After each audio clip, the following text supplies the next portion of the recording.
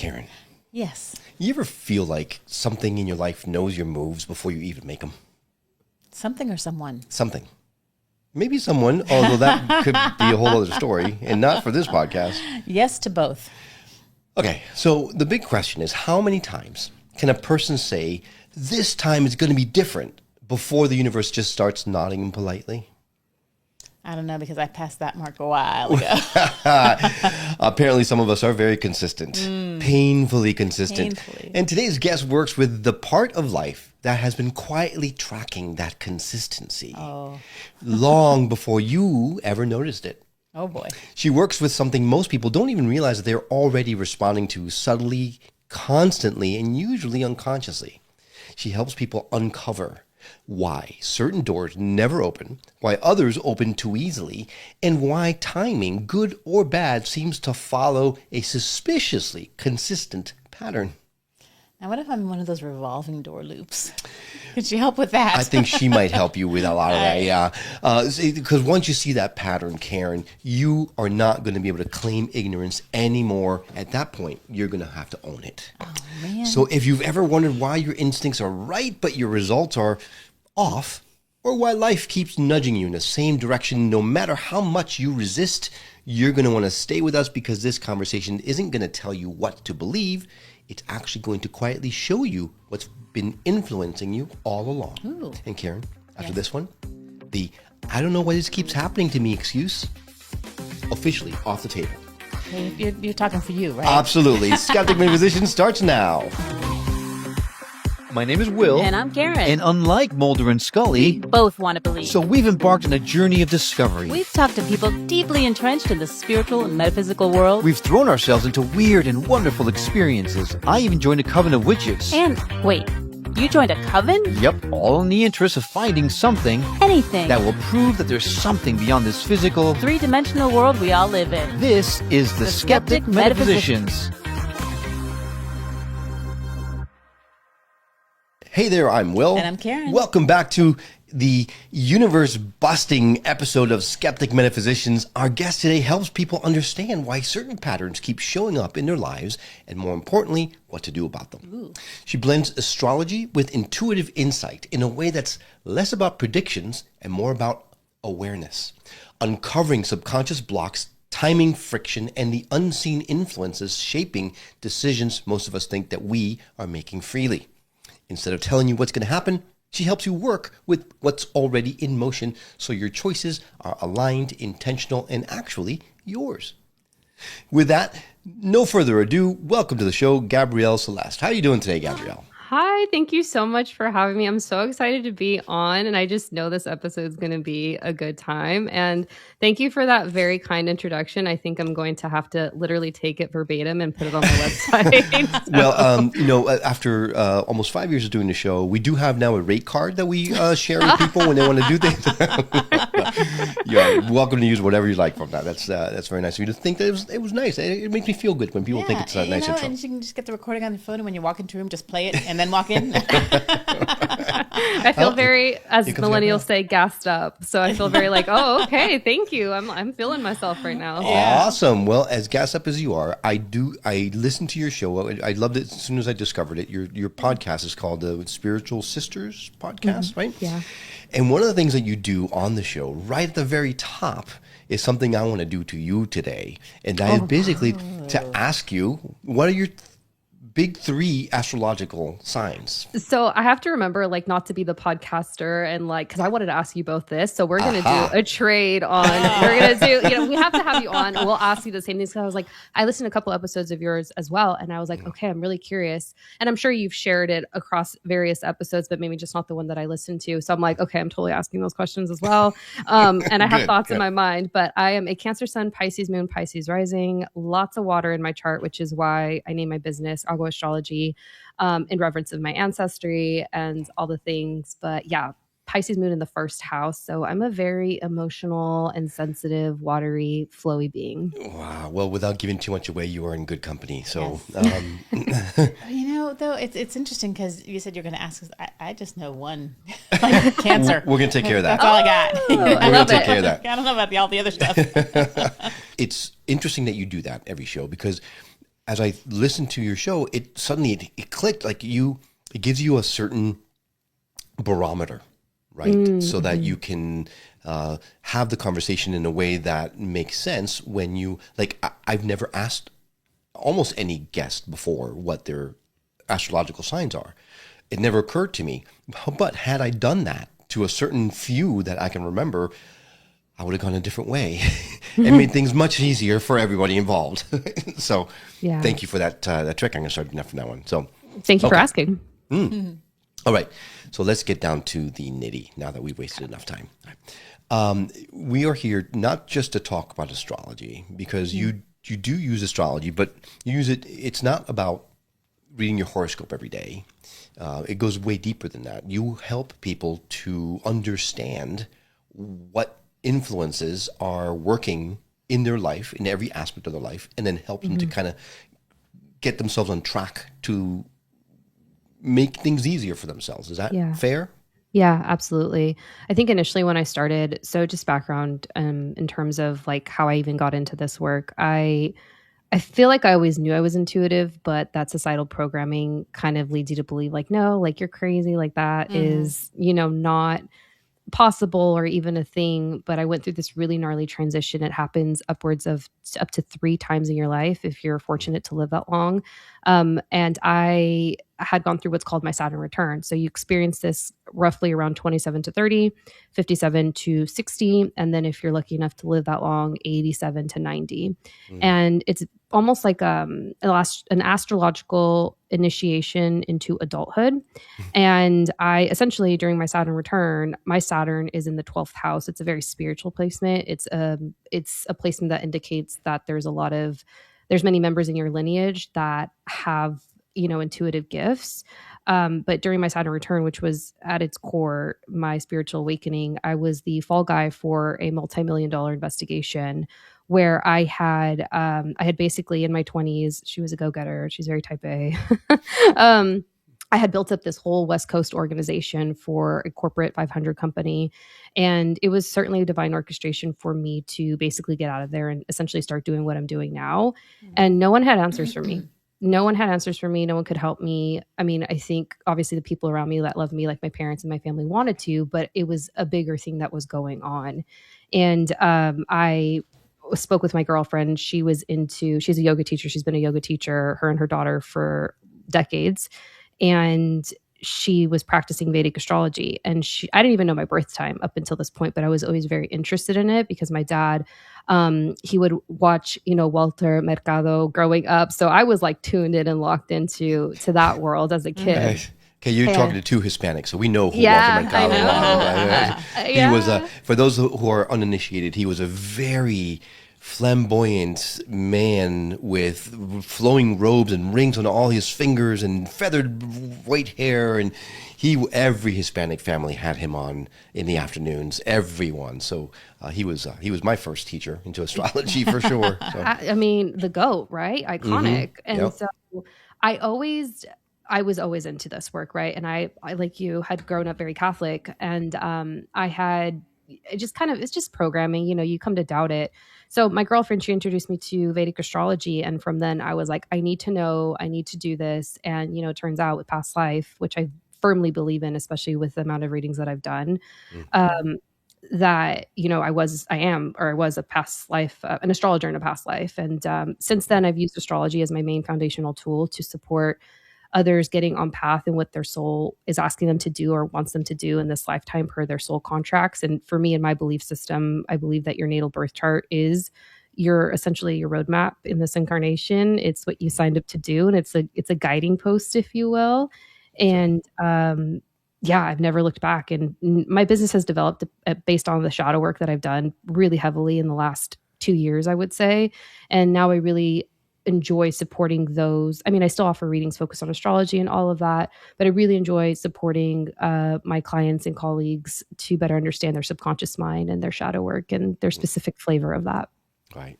So just to clarify, you still do Vedic, or we've talked to someone who did sidereal astrology. That's very different than what you're talking about here. It's different. I practice actually Placidus. So it doesn't look like as even on the wheel.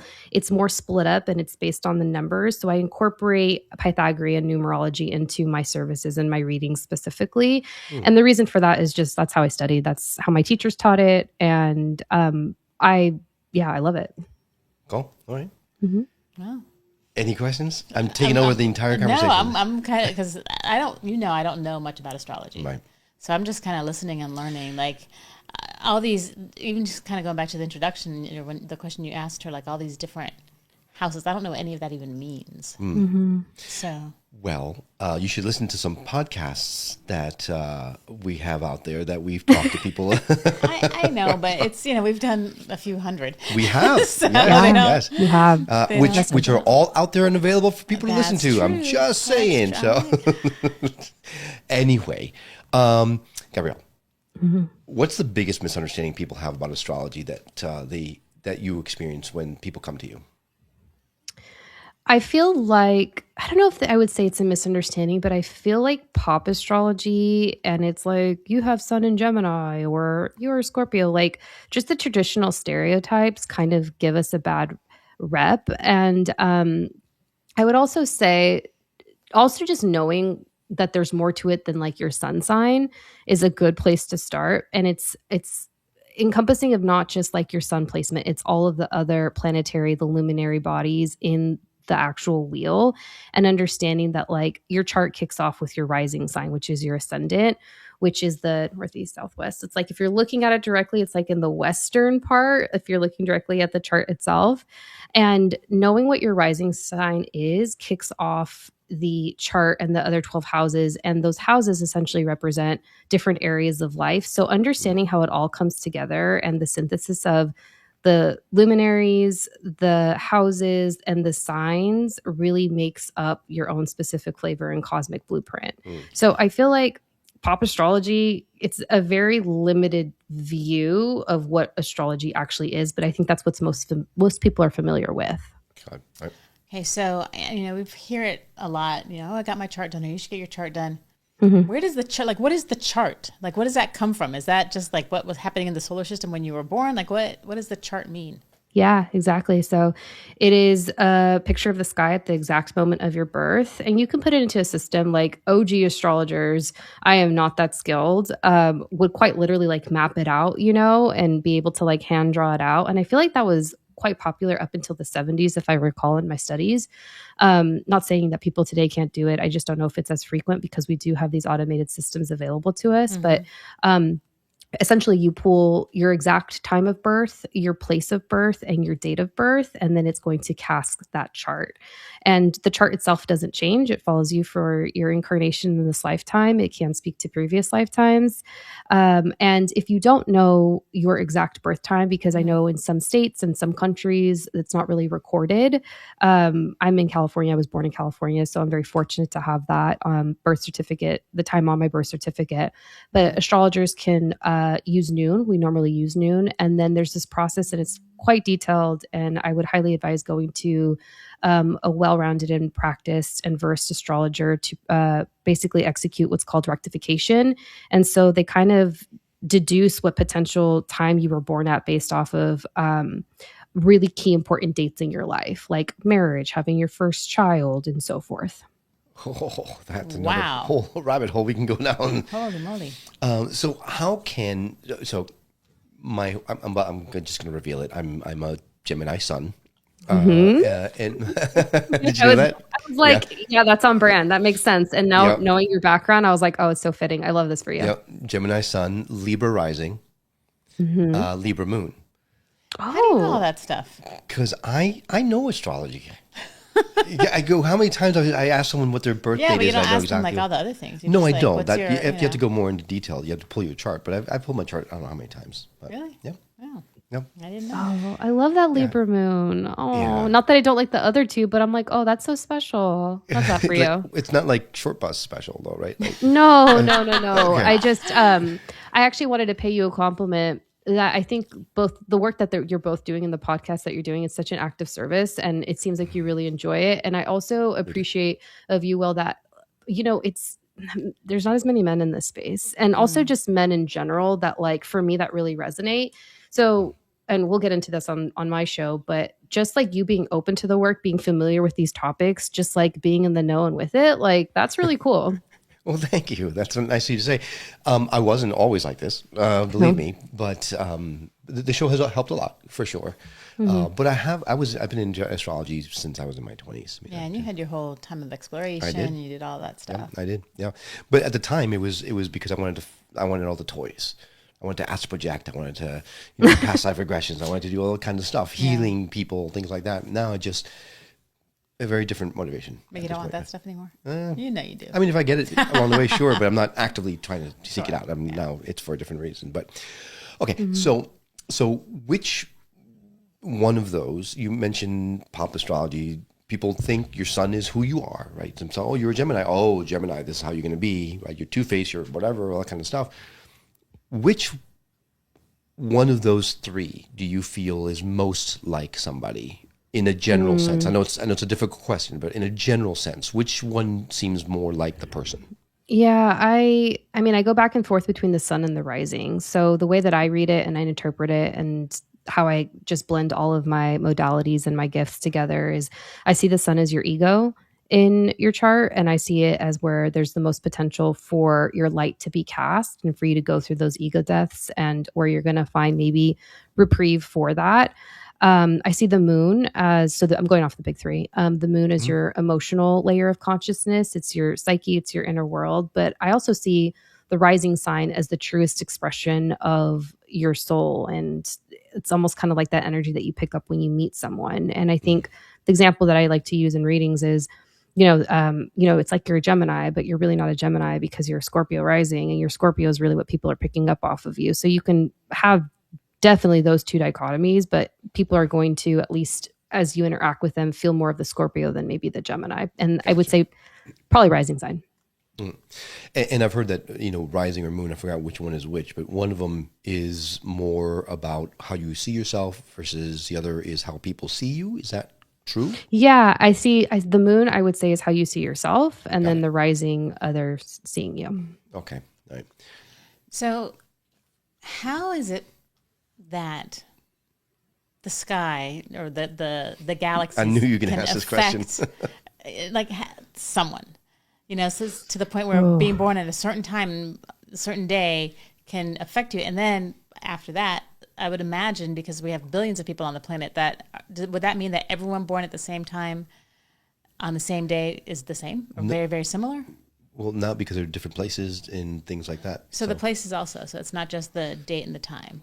Yeah, the places. Yeah, the places are going to affect where the planetary body. So, like, if it was the same day, and same time but different locations, like you're likely going to have the same like sun, potentially moon, Mercury, Venus, and all of that, but the rising would be different per the location, and then the houses that the planetary bodies and the luminaries fall into will also be impacted. And I feel like I dance with that too. And that's one of those, like, I give it up to the universe, source consciousness, where I'm like, I'm never going to know the answer to like why the cosmos influence how we are in human being form. And I feel like that's just kind of one of those like black holes that you could really go into. And I feel like also, I mean, I'm sure you two both know, like, if you really go down this road and like all the doors that open, it's like, it could lead you to psychosis. And I've definitely had like, my dance with that for sure. Yeah. I have been accused of being crazy on occasion, one time or two.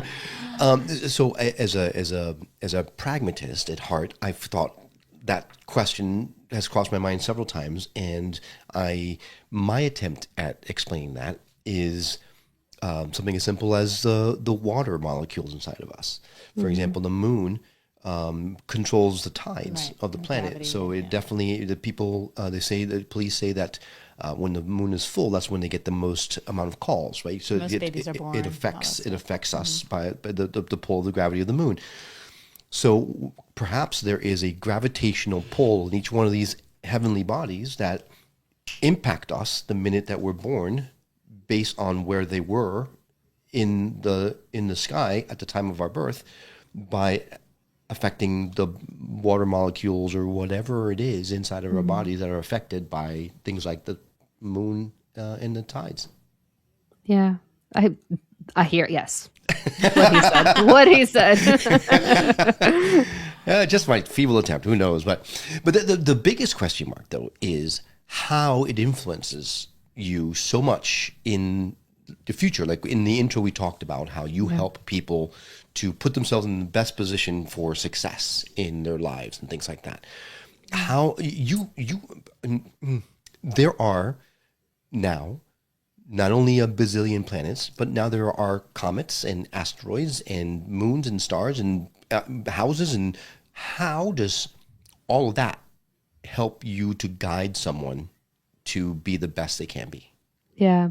I'll be honest. I feel like I could better educate myself on the astronomy portion of it with like all of these extraplanetary bodies that could influence the prediction element of it. But the way in which I go about it and how I started as well. So traditionally I would study the transits and working with, so the sun, moon, not the rising sign, but your Mercury, Venus, Mars, Jupiter, Uranus, Neptune, Pluto. I do work with Chiron and I work with the nodes of fate. And from there, I apply it to the transits and I see how the planets and the bodies and where they're going are affecting whoever's charts I'm reading, and having an understanding of the houses that are going to be affected by the upcoming transits allows me to deduce and to also make predictions in terms of what could be coming up for whoever I'm reading for.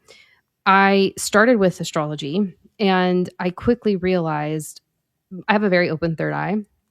And what I realized is I was reading in my meditation, because then I became professionally trained as an intuitive.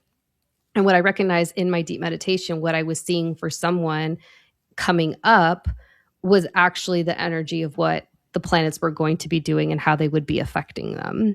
And so in my opinion, I think that astrologers, psychics are quite literally reading into the energy of what the planets are doing. Gotcha. Makes great sense. So what is the most frequent or common way that you've helped people, with their lives with astrology? Like, are they looking for relationship help or career help? Like, what's the most common thing? Yeah. Thanks for that question. Hands down, love, money, career, and then health. It's always those areas. It's money, love. And it's really cool though. I will say in the last year, what I've noticed in my readings, I work with a lot of females. I would say in the 5 years that I've been reading professionally, and I just started year 7, end of 2026 will be year 8 in just this work in general. I've only read for like upwards of like 20 men. Not that I don't enjoy reading for men. I actually really enjoy reading for men, but I feel like in this lifetime, I'm quite literally meant to support women and other intuitive women in this space and support them in their businesses with my business background. But I'm seeing in the last year that people are more interested in additional, more expansive, supportive ways in which they can step into their full power to really connect with their authentic selves, to understand their subconscious minds, their limiting beliefs better. And I feel like that's where my gifts, especially being a triple water sign, having that double Pisces energy, having half of my chart in water, allow me to be able to intuitively and psychically tap into those realms. So I feel like I'm accessing a lot of the subconscious mind. And now it's almost kind of been like a little bit of the inverse, is the astrology looking at the charts helps me conserve my psychic intuitive energy in readings. Okay. So can you look at someone's chart and know how to help them activate expand their consciousness, or also look at their chart and go, it's not happening. Can you see that in a chart? Yeah, I think everyone has the capacity to do that. I think first it comes with willingness. If I had to answer that question to organize it into like a way that is digestible, I would say I'm looking at the chart, I'm blending my intuitive gifts, and then I'm also recalling on my different areas of education in numerology and the tarot of just a year and a half of shamanic menteeship, and blending all of that. And I'm in direct communication with my guides and whoever I'm reading for as well, and their guides and spirit team, to be able to provide them with that type of feedback or support that they're looking with. And I also really focus and really enjoy focusing on the 7 chakras. So root to crown, and I can see those pretty clearly in someone's field. Oh, wow. Now, inevitably, I'm sure you have people that come to you that say, "Man, these things keep happening to me. It just feels like it's bad luck." Right? What things have you seen that happen over and over again that people just say it's bad luck, but it's really it's just you're going in the wrong path? Yeah. Well, nothing changes if nothing changes, right? And I usually, if it's something like that, it's kind of like, all right, well, I kindly and gently would probably phrase it, and have in the past that, hey, it's like maybe the universe is trying to get you and your attention for you to make different choices. And you can really see quickly how certain choices of words have different types of impact on people if they're willing and ready to receive it. So I guess to further expand on that, I have what's called my Mercury's in Cancer. So typically Mercury is how you communicate, how you express yourself, how you speak your truth, right? And it reflects your mental layer of consciousness and is directly tied to your throat chakra. And usually when Mercury is in a water sign, it speaks to certain intuitive gifts that you have. And my Mercury sits at 22 degrees, which is, it's got an awful name, but it's referred to in Sabian symbols. So Sabian symbols they're descriptions of the numbers of the degrees in astrology from 0 to 29, and each has their own flavor, different description, and so forth. And 22 is referred to as the kill or be killed degree. So what I've interpreted and what I've learned from readings that I've received for myself, it's how, like, and this is not to sound arrogant in any which way, but my speaking and how I speak, my messages, the intuitive messages that I relay with my Piscean energy and my Cancer sun really does have impact on people. And oftentimes, and this is the most rewarding thing for me, is I'll hear in readings where they're like, you said something that really, really stuck with me for 2 years. And to be able to hear that and to have that feedback, and for that to just be relayed back to me, is really, really rewarding. So, yeah, I hope that answered your question. Sure. Yep. Now, it just so happens that I am, or at least I have been told that I am in my Saturn return currently. And it's definitely my first one. Can I tell you something? Why are you laughing? I don't understand. Because I listened to an episode in which you shared your birthday, so I should have remembered you were a Gemini. But I did the math and I was like, oh, he's in his second Saturn return. So I was going to actually ask you about that on my show. So be sure to listen to that. Gotcha. So tune into the Spiritual Sisters podcast in order to listen to hear that side of things, because I'm really curious. Yes, I was going to ask you what's in store for me, but you probably couldn't do that without really seeing the chart, right? The full chart to be able to. What is your Saturn in Pisces or Aries? I don't know. I'll have to look and see. Well, yeah. I'm happy to look at your chart after this. If I were to see or just even know which house it was in, I could probably give you an idea of what is coming up in store. Oh, yeah. But you're almost done with it though. So. Okay. Well, yeah. What is a house? What does that mean? Yeah. It has a wall, 4 walls, a roof. So in a chart, if you're looking at a chart, it has 360 degrees. It looks like a circle. It's quite literally a clock. And it's almost like the chart is divided up into 12 pieces of a pie.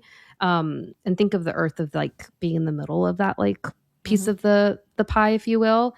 And the houses, so 1 through 12, essentially represent different areas of life. And quite literally everything is like that you can think of falls into a chart, like small animals, grandparents, contracts, relationship to the divine, relationship to your parents, how you work with groups of people, like everything falls into in some way a house in a birth chart. Oh. So how can all humanity deal with the fact we say to ourselves all the time that we have free will? Yeah. And yet it sounds like the stars are already spoken for everything that happens to us. Yeah. Because it's in our chart. How do we reconcile that? Yeah. Still dancing with that one too. I think some things are fated. I think some things are just going to happen for you. And I'm just like, yeah, like I don't have an answer for that. And I feel like I have even less of an answer than I would have had even 2 years ago after going through my intense shadow work. That was 2025. Wow. I think there is some free will involved, but I feel like if what's meant for you is meant for you, what's going to happen is going to happen. You can't avoid it. And I feel like your chart gives you a good peekaboo for that. So can it give you like signposts saying trouble ahead, move this way instead? Yeah, I think so. I feel like that's a good focal point that I like to hone in on for transit readings. Okay. How predictive can your chart be? Like how accurate for something? Is it like a general idea or it can be like, this is going to happen on this day? Yeah, wear a raincoat tomorrow. Yeah. I think it's both. I feel like it can be very general. I think it could be very specific. I feel like I think there's two parts to that. I think that is dependent on what whoever you are reading for is ready to receive and to hear. And I feel like on the other end, from the astrologer standpoint, the intuitive standpoint, it is reflective of how much they've studied and how much time in the game they have to be able to relay that specificity or just general message as well. And so how specific are you, Gabrielle? I think it's dependent on who I'm reading for and how much they're ready to receive. So it's my fault. I see how it is. Okay. I can get pretty specific. I actually just got a really cool note from a client I've been working with for years at this point. And, she had gone through some challenges in her union and her marriage. And I was like, listen, like there's a spirit baby around you. Specifically, I don't do gender, but it feels like it's a girl. And it feels like she really wants to come through. And she messaged me and it brought me to tears. And she's like, I just wanted to let you know our daughter was born on so-and-so date. And I'm just so grateful for you. And, I'll never forget your path in my journey. I could tear up now, like the Cancer that I am. And so I can get pretty specific if you're looking for it. Wow. Now, is that through astrology or is that through your other intuitive gifts? Both. But right now, if I had to choose between one, I would say my intuition. You and I, we're going to talk, Gabrielle. Is it possible to misuse astrology? Yeah. For sure. I don't want to talk smack about, some of the grifters in this space because I don't know if that's like ethical or it paints me in a great light, but I mean, I don't really care. But yeah, there's a lot of people in this space that have bypassed, that don't do their work, their shadow work. And for me, I feel like if you're holding space for people, you better be looking at your shadow and sitting with your own crap. And yeah, I definitely feel that's tried and true. I was talking with my girlfriend and she's more psychic than I am. She's a proper medium. I've studied mediumship and I've dabbled in that, but I would say it comes more naturally to her because that's part of what she's meant to do in this lifetime. And she was talking with a colleague in her 9-to-5 job. And, he was relaying to her, like, I want to get into human design because there's money to be made in that space. And I was just thinking, oh, ouch. Yeah. Just hearing that hurts my heart. Yeah. Yeah. And I was just thinking, I was like, I've been so humbled by this work and it's provided me with light when I didn't have it and I had no other guidance to rely on. And it's hard to find that within yourself when you're going through your own personal challenges. And I would say that that's just completely unethical for people to be doing it for the dollar. Right. Yeah. Now, absolutely. let me clarify something here because I think it's important. Making money in itself is not a bad thing. No, not at all. It's in the folks in this space should be able to make a living doing what they love to do, whatever their passion is. But the key there is it's their passion, right? It is a want to help others by utilizing certain tools that they are being called to in order to move that forward. And if you have the best of intentions to help people with this tool that you have gotten really good at, that is when the universe will provide you that money that you need to survive. So we're not saying that anyone who charges money is bad. That's not what we're saying. That's not what Gabrielle's saying either. But if you're doing it just because... That's the main motivation. Yeah, I want to make money, and there's a lot of people that are going to be able to swindle, well, not swindle even, but I'm going to take their money because I'm going to learn how to do human design. Your motivation is not in the right place, and that's a problem. Absolutely. That's the problem, I say. Yeah, I agree. So I'm getting back to the astrology thing. So when you look at, back in the day, this is how old I am, the magazines like Cosmo, which back then used to be Cosmopolitan magazine, or other magazines, and they would have like a page in your monthly astrology, and it'd be like, this month, you better not do any deals, or now's the perfect time to buy the house, or a new, whatever. Are those even remotely, because it would be for all Cancers or all Aries or all Pisces, this date to this date, watch out, someone's talking behind your back or something. Like how accurate are those at all? I mean, I think it's general. And I think that those were, if I'm remembering the specific text that I read that honed in on horoscopes, especially when they were popular in the magazines, and that kicked off, I think, in the 70s.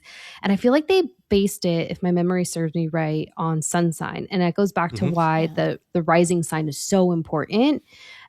Because the rising sign is what kicks off the specific houses in your chart, and you're going to be able to get more dialed in on exactly how that specific astrological season and the other transits are affecting you at that time. Speaking of Cosmo, you remember what GQ stood for?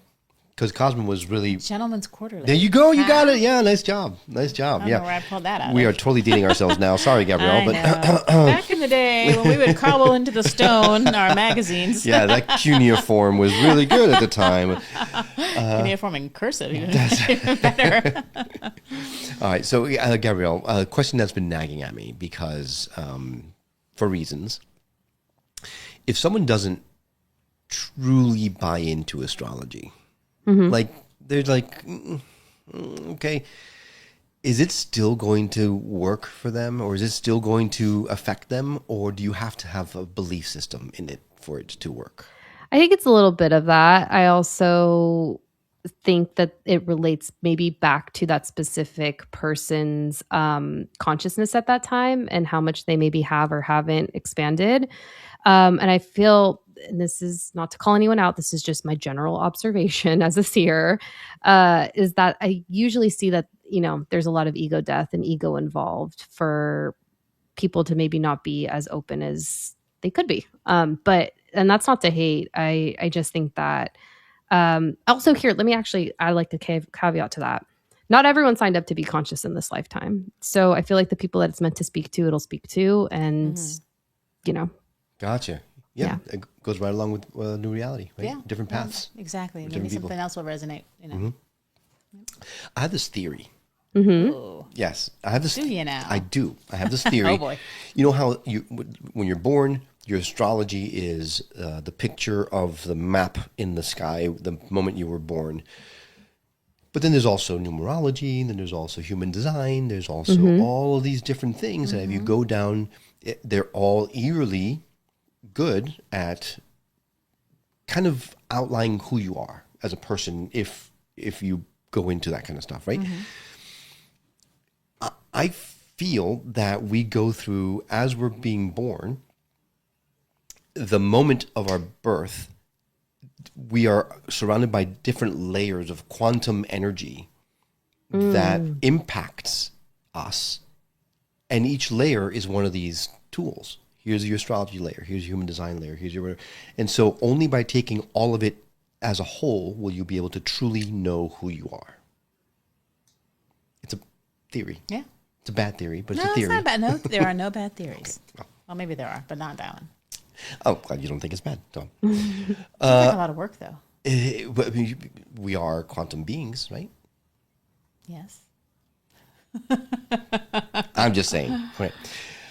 Is there anything astrology can't predict or can't tell you about? I don't know if there's anything it can't, but I will tell you what I don't dabble in that I know some other astrologers, specifically Veda, can get very specific with. And that is the concept of physical death. But I don't know, to be honest, but I know one thing I avoid, and that's specifically that, because I don't think if it's in my ethical code of conduct, personally speaking. Wait a second. You could potentially tell me when I'm going to die? Not me. I'm not a Vedic chart, astrologer, but the charts can. Oh, I'm running away from that as fast as I can. Yeah, no. I don't need to know. I want to be surprised. Yeah. Wow. Now that I didn't know. I didn't know that was that specific. Yeah, and I also I think about it too, and I'm like, okay, well, like, and this, honestly, I feel like the spiritual path can make you crazy, because then the other place that my brain goes, it's like, well, like, doesn't the soul have like the higher hand and the ultimate choice to do this? So it's like, so I don't know if you know this, but more car accidents tend to happen, and more deaths tend to happen around eclipses because they're exit points, right? There's certain types of portals. Oh. So I wonder, I'm like, well, does it mean that like the soul sees like an exit point and it's like time to go, like mission not accomplished? So yeah, I go back and forth and I think about these types of existential questions all the time. Oh, yeah. You bring up a point of a walk-in. I mean, we still need to find someone that's a walk-in to talk to. But A walk-in? sorry. Oh, yeah. What's a we'll talk walk-in? offline. No, okay. Oh, wow. walk-in? A walk-in is someone who suddenly wakes up one day and feels like they're a different person. Like a soul has taken the place of another person's soul. Yeah. And I just so happened to listen to a show with someone who was a walk-in who explained the whole process and how she got up out of bed and her feet felt strange on the carpet and things like that. And it was because the soul that was inhabiting her body at that time had had enough and said, I'm out of here. So they sent someone else in there to take the place. Something along those lines. So interesting. Yeah. May you please share that episode? I need to listen. I will. I'll find it and I'll send it over to you. Wow. Yeah. Okay. Very interesting. So if you have your chart and you have these kind of guidelines of things that you, I guess, kind of predetermined or predestined pathways, and you get this information and you decide to go against it, can you go against it, or will the universe ultimately block that and keep you on that path? It's like time travel. Like no matter what you do, time travel is going to make you make this thing happen no matter what you do. Yeah, I wonder about that too. And where my brain's going with this one is I wonder if it's easier to maybe subvert a certain type of path, depending on how conscious or unconscious you are. What I've noticed is those who become very conscious and expanded in their awareness and their relationship to source consciousness, it's not as easy for them to do that because they know better. Whereas those who aren't awake per se, it's kind of, I don't know if they would know the difference. That's interesting. Yeah. It's a lot to think about, man. It is. I see your wheels turning. Yeah, I know. So has there ever been a time where you mentioned earlier that it really depends on how open someone is to receive certain type of information, but you plainly see something in someone's chart or your intuitive senses are plainly telling you something. Yeah. And no matter what you say, the person is just not accepting it or doesn't or feel, no, that's not me at all. How do you handle something like that? So I have given myself permission when someone books with me and they're seeking my type of feedback, information, intuition, that I say whatever's coming up in a reading is fair game. However, I think I'll deliver it a little bit differently. I'll be like, and I can typically feel like resistance as to whether or not they're even interested or ready to hear that. And I would probably color it like, hey, just so you know, like I could see something coming up in the next 3 months that relates to this area of life. Just put a pin in that and think back about this, come back to this reading as needed. And it kind of plants the seed because, I see the energy for that specific area of life, like career, for example, really coming into focus. And 9 times out of 10, I usually have my clients come back and be like, hey, you had mentioned this and actually this, and this happened. So I think a lot of that for me comes back to delivery. But, before I was doing this work for payment, I read free for a year. I've been in my business in April of 2026, it'll be 4 years. I got a lot of resistance, and specifically it was resistance from male consciousness, men in general, which I think is like my own thing I'm working through in this lifetime particularly.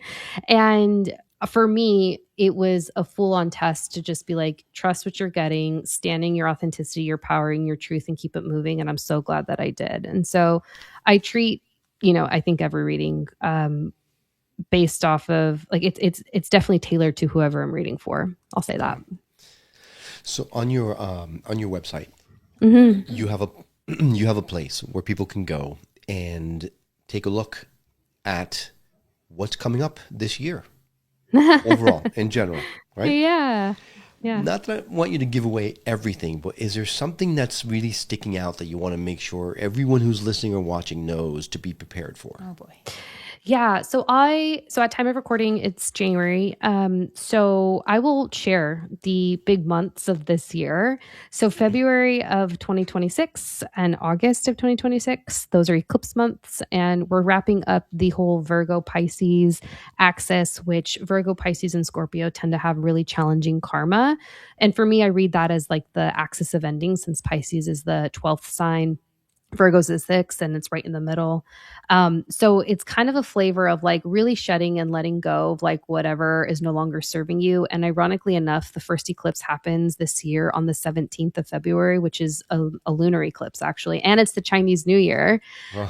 So that whole week from the 13th to like the 20th is so jam-packed, especially in the constellation of Aries as well, because Saturn and Neptune are moving into that sign. And we've not seen that specific transit since the 1800s. And that transit, alongside the one that's coming at the end of April 25th, I believe, Uranus, depending on how you say it, I say it another way, but you know. Yeah. Yeah. I was hoping you'd pick up on that. It's going into Gemini for about 8 years. And so those two transits, Saturn and Neptune in Aries and Uranus and Gemini, have historically been associated with civil and World War II. So I think we're going to see a lot of tension in the collective. Oh, lovely. Yeah, so that's coming forth, but it's not all bad because collectively speaking, you know, the United States is wrapping up its Pluto return, which happens about every 250 years. So usually when that happens, empires, metaphorically speaking, fall. So I think we're going to see a lot of change in the collective. But what I've been seeing personally it's insane. I'm so blessed to be able to say this.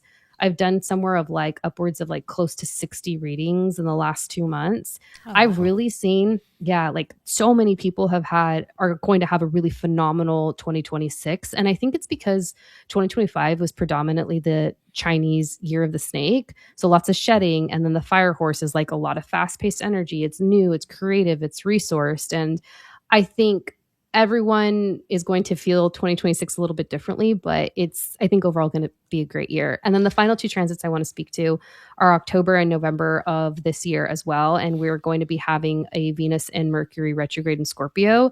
And Venus retrogrades in the same sign every 8 years. And so I kindly suggest for everyone to reflect back to October and November of 2018 to see which themes were coming up for them around that period of time, because they could be seeing those themes be paralleled, as well as maybe like a closing up of a chapter that began around that time. So Gabrielle, it's a big one. To remember something I don't remember yesterday, much less 2018, for God's sake. So, well, I feel intuitively it's interesting, and we can talk about this after, but I feel like you'll have a good year closing up that Saturn return. Yes. Yay. Awesome. But going back to the civil unrest stuff, you're talking about that week of February is the one that we need to be conscious of? Yeah, and I'm not saying like something like we're going to war that day or anything like that week. It just pay attention to the energy, how you're feeling around that time, because it's a cosmically potent portal with the multiple transits we're having. So should we just stay in bed that week? Well, it is February 13th to the 17th, right? So for all you lovers out there, Hey. the perfect time to stay in bed. I would definitely suggest to schedule lightly. We're going to DC that week. Oh my God, that's the concert. That's the concert, and it's in DC. Oh my God, we're going to be in DC. I know. Oh, that'll be interesting. Boy, Gabrielle, you just... That's a problem. You'll be good. You'll be good. All right. I'm gonna. Our daughter is like just loving K-pop, and this band's coming to DC. So. Which, okay, I just got on the K-pop game. I want a K-pop haircut. I am obsessed. Oh, we have to do shoot to our daughter then. She went and saw Stray Kids last summer, and she's seeing Twice. Okay. And She's seen Twice in DC in February. Yeah. February. So you're with it because you have a Gen Z daughter, I assume. She's 15, so she's Gen A, right? Or oh my God. There's like another term, isn't there? I don't know. It's not Gen something. She's like right on the cusp of something. But yeah. Well, that's really cool. Yeah, she's one of those new gens. All right, so that's not scary at all. But we'll get on with the interview. Gabrielle, if you could ban one astrological term forever, what would that be? Oh my gosh. Something just rubs you so wrong every time someone says it. And I've probably said it today. Okay. They talk about, and maybe it's because I've actively not educated myself on it purposely, because I'm like, no, it's going to like mess up my understanding of the work. And I can't go there right now with what I have on my plate. But a lot of people talk about the 13th sign in the zodiac. And I'm like, is this legit? Is this not? I don't know. Like, this information says that. So I'm conflicted for sure. It's like between Scorpio and something else, right? It's something like that. We talked to that sidereal astrologer about it, and he told us about that 13th like sign. a year. It was a long time ago. Yeah, but anyway, yes, I know what you're talking about. Okay. How do you remember those things? Yeah, I'll say it's trash day, honey. Can you get those out? It was in like the next half hour. Because I only remember the important stuff. Okay. We're getting short on time, so I want to make sure I get this last question in before we wrap it up. What is one signal that people can watch for that tells them that they're resisting alignment, not actually lacking it? Resisting it. Okay. Definitely tuning into the physical body, because I feel like you're going to ultimately know how you feel. And coming back to, and I just have my shaman in the back of my mind, like being now moment focused, present moment focused, and really like sorting through, okay, you're being presented with like a choice decision of some sort. How do you feel within your body? Because I do believe your body is your greatest divination tool and how can that inform you moving forward, whether or not you are or are not in alignment? Okay. All right. Well, other than the fact that the country is going to fall in 2026, we're going to have some sort of civil war in February. While we're at the concert. Right.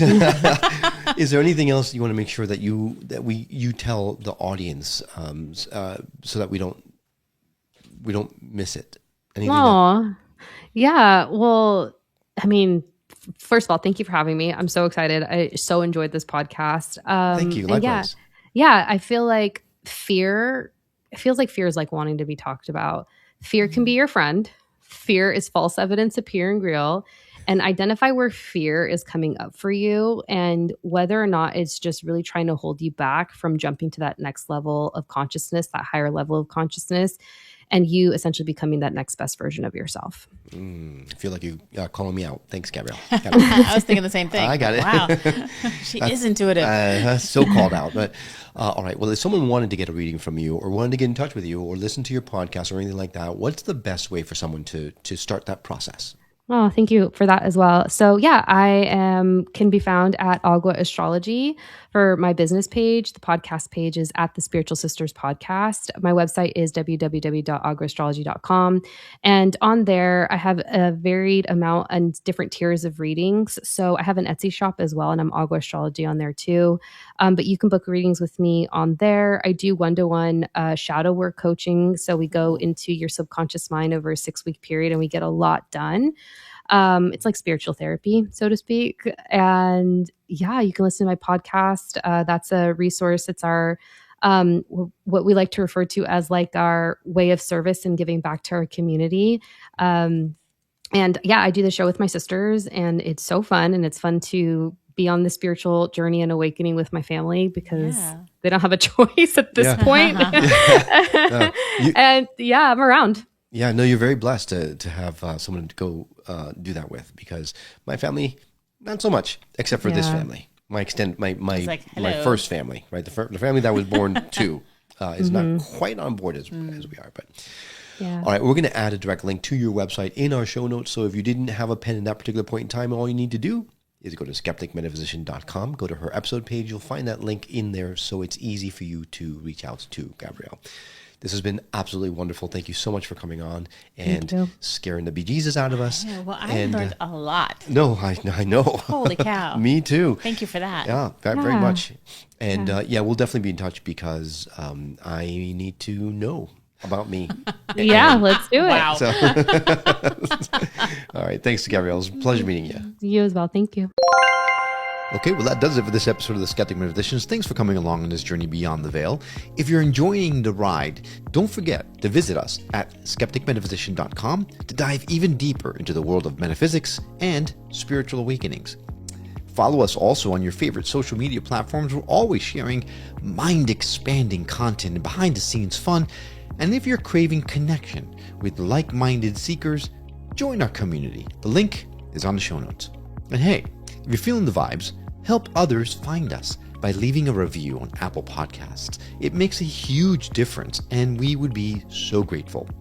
Until next time, keep questioning, keep seeking, but most of all, keep your mind open.